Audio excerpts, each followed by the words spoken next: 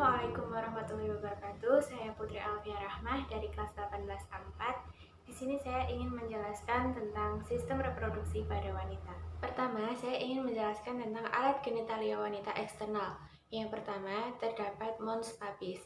Mons papis yaitu lapisan lemak yang berada di bagian anterior simfisis os papis.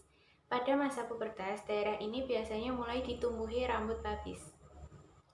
Yang kedua, labia mayora, yaitu lapisan lemak lanjutan papis ke arah bawah dan belakang yang terdapat banyak mengandung plexus. Dan yang ketiga, terdapat labia minora, yaitu lipatan jaringan tipis di balik labia mayora.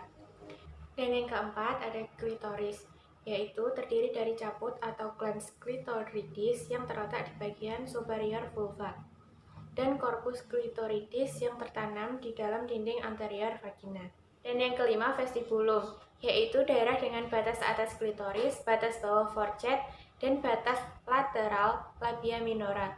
Pada bagian ini terdapat 6 lubang, yaitu orificium urethrae externum, introitus vagina, ductus glandulae bartholini, dan ductus gene kanan kiri. Dan yang keenam, perineum, yaitu daerah antara tepi bawah vulva dengan tepi depan anus. Selanjutnya, saya akan menjelaskan tentang alat genitalia internal wanita. Yang pertama ada ovarium. Ovarium berjumlah sepasang dan berfungsi menghasilkan sel telur atau ovum. Jumlah sel telur yang belum matang pada wanita 7 juta ketika di rahim ibunya dan ketika pubertas menjadi 700.000.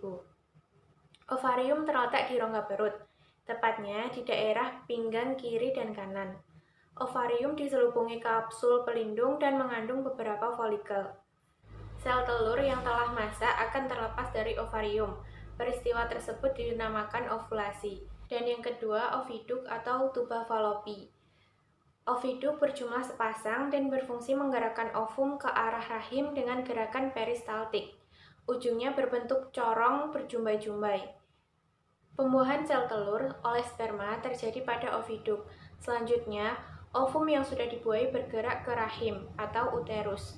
Rahim merupakan tempat pertumbuhan dan perkembangan embrio hingga dilahirkan. Rahim manusia bertipe simplex, artinya hanya mempunyai satu ruangan.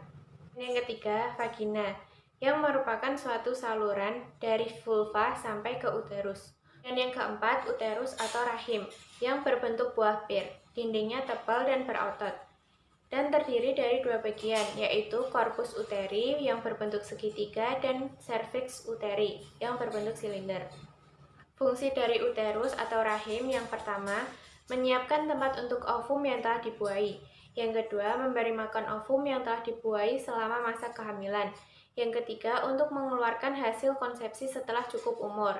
Dan yang kelima adalah cervix atau leher rahim, bagian bawah dari uterus yang berhubungan dengan vagina. Bentuk dari cervix ini merupakan dinding sempit namun sifatnya juga fleksibel dan bisa melebar pada saat proses persalinan. Sekian video dari saya, apabila ada kesalahan saya mohon maaf. Wassalamualaikum warahmatullahi wabarakatuh.